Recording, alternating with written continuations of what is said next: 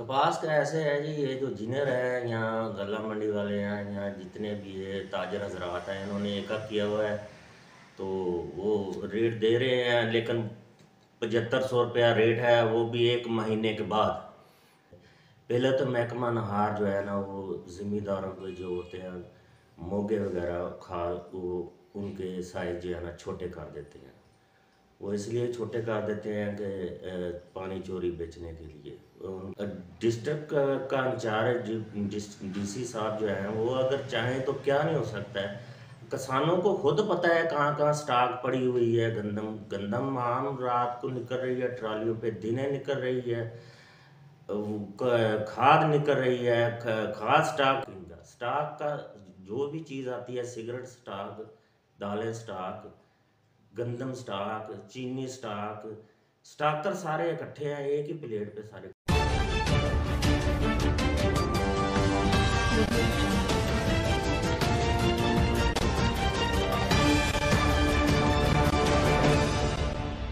बिस्मिल्लाहिर्रहमानिर्रहीम। रहीम यार ख़ान की मरूफ सियासी शख्सियत और काश्तकार रहनुमा मियाँ कमरुज़्ज़मान आरई आज हमारे साथ तशरीफ़ फरमा है। किसानों के जो मसाइल हैं और अवामी इशूज़ हैं उन पर आज कुछ गुफ्तगू करेंगे इनके साथ। जी मियाँ साहब, अस्सलाम वालेकुम। जी वालेकुम सलाम। मियाँ साहब, क्या सूरत हाल है आजकल काश्तकारों की? खाद का बहरान बना हुआ है। खाद का दूसरा वैसे है कि ज़मींदार जो एक छोटे लेवल का है ना, तकरीबन 2 मरबे ज़मीन जिसकी है, उससे छोटे लेवल का ज़मींदार जो है ना, उसको तो खाद मिल ही नहीं रही। अगर किसी को मिल ही रही है सिफारिश के साथ, तो गवर्नमेंट रेट से काफ़ी रेट ज़्यादा, 14,000 रुपया DAP, 15,000 रुपया DAP मिल रही है। यूरिया जो है वो 3200 रुपया रेट था, वो गवर्नमेंट ने बढ़ा कर 3800 रुपया कर दिया, वो 4800 रुपये में मिल रही है। लेकिन 4800 रुपये में भी नहीं मिल रही। लोग ख्वार हो रहे हैं, जिम्मेदार खाद मिल रही, गंदम का जो है बजाई का जो टाइम है पीरियड वो पूरा हो रहा है। कपास अभी तक जो है ना किसी ने खरीदी नहीं है। कपास का मियाँ साहब क्या रेट चल रहा है? उसका बहरान सुन रहे हैं कि कोई ख़रीदार नहीं है। कपास का ऐसे है जी, ये जो जिनर है यहाँ गल्ला मंडी वाले हैं, यहाँ जितने भी ये ताजर हजरात हैं, इन्होंने एक किया हुआ है। तो वो रेट दे रहे हैं, लेकिन 7500 रुपया रेट है, वो भी एक महीने के बाद। वो अंदाज़ा यही है कि उनका कि भाई आखिर कपास है, ये रख तो कोई सकता ही नहीं है। ज़मींदार खा रही है, ऐसी अजनास है कि इसको रखना नामुमकिन है। तो ज़मींदार तो पुरसान हाल है, उसको कपास बेच कर फिर ही वो खाद खरीदेगा, आगे गंदम जो है ना काश्त करेगा। तो यही है कि इन्होंने अपने टोट छोड़े हुए हैं कि जाके ज़मींदारों से बात करो, वो 1 महीना 2 महीने के लिए दे दें, उसके बाद पर 7500 रुपया जो रेट है।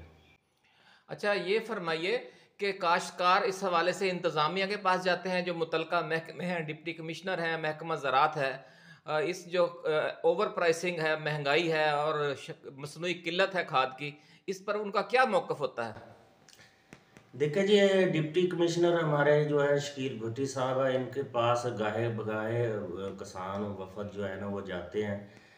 एक तो नाम नहाद तंजीमें बनी हुई हैं, वो तो जाती हैं, उनको प्रोटोकॉल भी मिलता है। जैनवन जो ज़िम्मेदार है, जैनवन जो किसान है, पहले तो उसकी रसाई नहीं है डिप्टी कमिश्नर तक।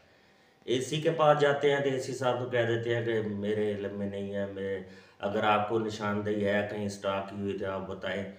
अगर उनको कहें कि हमारे पास निशानदेही भी है, तो कोई उसका नहीं होता। वो जब जिसकी निशानदेही करनी होती है उसको पहले ही पता चल जाता है। तो डिप्टी कमिश्नर के पास जाएँ तो वो कह देते हैं कि जी हम कंट्रोल कर रहे हैं जी, कंट्रोल रेट पे आपको ये खाद लेके देंगे, फलाने को दे देंगे, दूसरे दिन को दे देंगे, कोई सुनवाई नहीं हो रही। मियाँ साहब, army chief general Asim Munir ने पिछले दिनों डॉलर की जो मसनूई किल्लत थी उसके खिलाफ ऑपरेशन करवाया और डॉलर की कीमत किसी हद तक मुस्तहकम हो गई। इसी तरह जो स्मगलिंग थी गंदम की, उसके खिलाफ क्रैकडाउन हुआ। चीनी की स्मगलिंग के खिलाफ एक क्रैकडाउन हुआ, उनकी कीमतों में बेहतरी आई। क्या किसान अपना मौकफ ऊपर तक पहुंचा नहीं सके? कोई प्रोटेस्ट मुलगिर आपकी तरफ से सामने नहीं आया? आपकी क्या तंजीमें मुतहरक नहीं हैं? क्योंकि अगर ये आर्मी चीफ तक ये मसला पहुंचे तो शायद उनकी तरफ से एक्शन लिया जाता। देखिए सर, उनको तो ये सब अच्छे की रिपोर्ट देते हैं ना।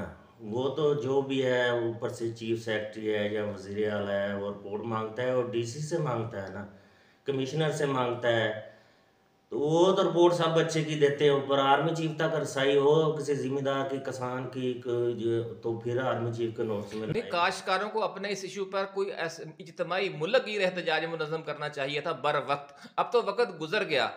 क्या मसला है आप लोगों की तंजीमों के, जो आपकी लीडरशिप है उसका क्या कसूर नहीं बनता इसमें?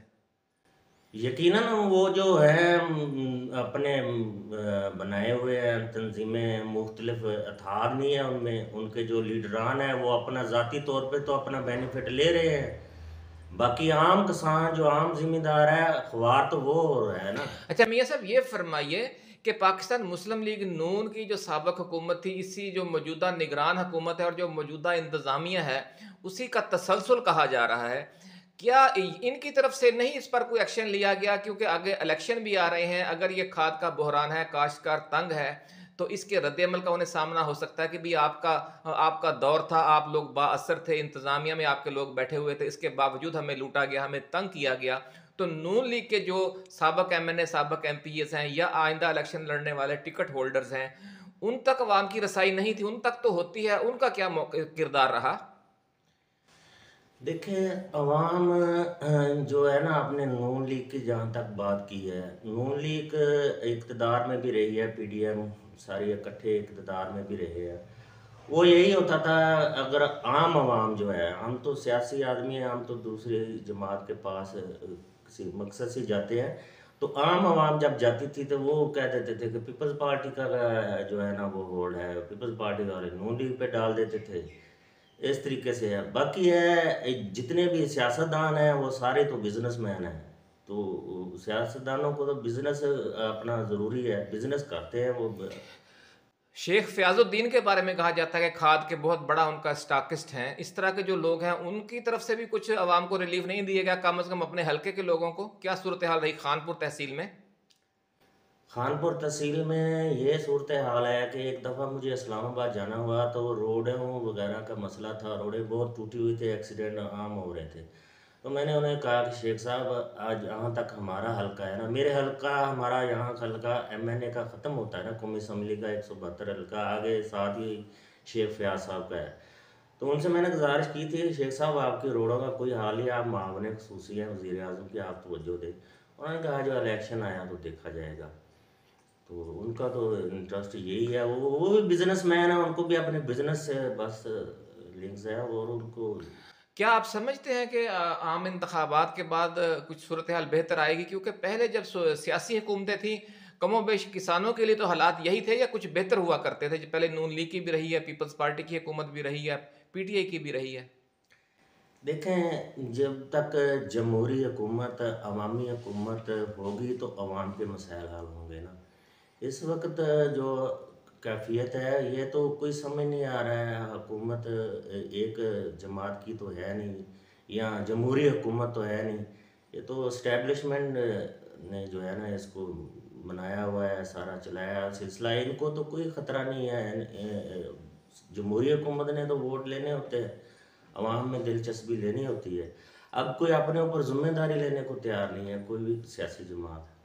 अच्छा, ये फरमाइए कि आप इस मौके को गनीमत जानकर, अगर प्रोटेस्ट नहीं हो सकता, तो सोशल मीडिया एक बहुत अहम ज़ोरदार मीडियम है, उसके ज़रिए आप अपना मौक़िफ़ पहुँचा सकते थे। आज के इस इंटरव्यू की वसातत से क्या आप आर्मी चीफ़ से कोई अपील करना चाहेंगे उनका नाम लेकर, ताकि ये आपका मौक़िफ़, जो आपके किसान हैं, ज़िला रहीम यार ख़ान के काश्तकार हैं, 3 सूबों के संगम के अज़ला के काश्तकार हैं, जो 3 सूबों की टेल है, उनके काश्तकार हैं, जहाँ पर बहुत सारे मसाइल हैं, उनका आप मौक़िफ़ आर्मी चीफ़ तक पहुँचाना चाहेंगे? देखिए जी, आर्मी चीफ साहब से मेरी यही रिक्वेस्ट है कि हमारे जब सीज़न आता है ना, एक फसल जब उठाई जाती है कपास, उसके बाद गंदम की बजाई शुरू होती है, पहले तो महकमा नहार जो है ना वो ज़िम्मेदारों के जो होते हैं मोगे वगैरह खाल, वो उनके साइज जो है ना छोटे कर देते हैं। वो इसलिए छोटे कर देते हैं कि पानी चोरी बेचने के लिए उनकी सारी इन्वेस्टमेंट इकट्ठी करते हैं, ऊपर तक पहुंचाते हैं। बाकी खाद का इशू बन जाता खाद जो है, ये सारे स्टॉकर जितने भी हैं ये सब एक प्लेटफार्म पे हैं, सारे जो है ना इनका खाद है। डिस्ट्रिक्ट का इंचार्ज डीसी साहब जो हैं वो अगर चाहें तो क्या नहीं हो सकता है। किसानों को खुद पता है कहाँ कहाँ स्टॉक पड़ी हुई है। गंदम गंदम आम रात को निकल रही है ट्रालियों पे, दिने निकल रही है, खाद निकल रही है, खाद स्टॉक। या दूसरी बात ये है कि हमारे यहाँ इस हद तक इन्होंने अशराफिया ने कर दिया है कि अभी जो आपने बात की ना डॉलर वाली ऑपरेशन किया चीफ ऑफ आर्मी स्टाफ ने, तो हमें तो हैरान कुन ये चीज़ें सामने आई कि ऐसे ऐसे लोग जिनके ऊपर तवक्को नहीं की जा सकती थी, उनके पास भी डॉलर जमा थे, उन्होंने भी डॉलर जमा किए हुए थे। ये सारे सजेशन जो मशवरे जो है ना, वे हमारी अशराफी सबको देती है कि इस तरीके से कर लो, इस तरीके से कर लो, अपनी रकम डबल करने के लिए। स्टॉक का जो भी चीज़ आती है, सिगरेट स्टॉक, दालें स्टॉक, गंदम स्टॉक, चीनी स्टॉक, स्टॉकर सारे इकट्ठे हैं, एक ही प्लेट पे सारे इकट्ठे हैं। बहुत शुक्रिया मियाँ कमरुज़्ज़मा अराई साहब, आपके साथ गुफ्तगू हुई। बज़ाहिर तो यूं ही लग रहा है कि ये पाकिस्तान नहीं है, स्टाकिस्तान है। आइंदा भी इंशाल्लाह आपसे बात होती रहेगी। बहुत शुक्रिया, अल्लाह हाफिज़ जी।